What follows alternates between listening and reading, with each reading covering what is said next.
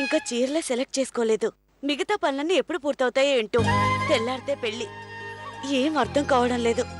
ఇందులో ఏది బాగుందో ఏది బాగోలేదో అస్సలు తెలియడం లేదు.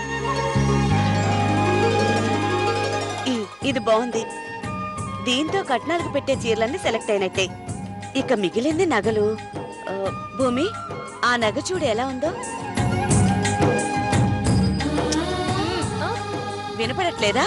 లేదమ్మా, నా ధ్యాసంతా ఇదిగో ఈ మెహందీ మీదే ఉంది. త్వరగా పూర్తి చేయమని భూమి, ఇంకా చాలా పనులు మిగిలిన్నాయి. అయిపోయిందమ్మా, ఇదిగో చూడు. చూడు భూమి, నీ పనులన్నీ కంప్లీట్ చేసుకొని నువ్వు త్వరగా నిద్రపోవాలి. లేదంటే రేపు పెళ్లిలో నీ ముఖం టైడ్ గా కనపడుతుంది. Warm water ready. అక్క, నీ కాలిందో పెట్టు. లాస్యా, ఈ రోజంతా షాపింగ్ చేయడంలో బిజీ అయ్యి చాలా ఎక్కువగా టైర్డ్ అయి ఉంటావు. నీకు కొంచెం రిలాక్స్ ఫీల్ ఇవ్వడానికే ఈ గోరువెచ్చని వాటర్ తెచ్చాను. అరే, సడన్ గా ఇంత ప్రేమ ఎందుకు పుట్టుకొచ్చింది అక్క మీద? ఇంతకు ముందు చీటికి మాటికి గొడవ పడే నువ్వు ఇలా మాట్లాడడం ఆశ్చర్యంగా ఉంది. అమ్మా, ఈ రోజు నేను అక్కకి దగ్గరుండి సేవ చేయాల్సిందే. మళ్ళీ అవకాశం ఎప్పుడొస్తుందో ఏంటో. అయినా నేను కాకపోతే మా అక్కకి ఎవరు చేస్తారు ఇవన్నీ? అక్క, నువ్వు కాలు పెట్టక్క.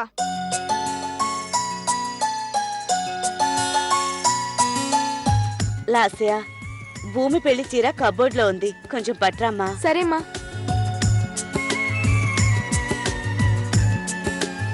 అమ్మా, ఈ చీర సూపర్ గా ఉందమ్మా. అరే, ఈ జ్యువెలరీ కూడా. అక్క, నువ్వు ఈ చీర తొడుక్కొని ఈ నగలు వేసుకుంటే స్వచ్ఛమైన 16 తెలుగమ్మాయిలా ఉంటావు. చీరని తొడుక్కోవడం అనరు, కట్టుకోవడం అంటారు.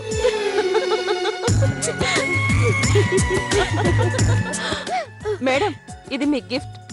పిన్ని, ఇప్పుడు ఇవన్నీ ఎందుకు? ఎందుకు పిన్ని? ఎందుకింత ఖరీదైన నెక్లెస్ తీసుకొచ్చావు?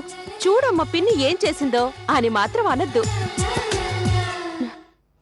ఇదే గిఫ్ట్ అక్కిచ్చుంటే నువ్విలా వద్దనేదానివా? భూమి, నిన్ను లాస్యని చూస్తూ మాకు పిల్లల్లేరన్న బాధనే మర్చిపోయాం.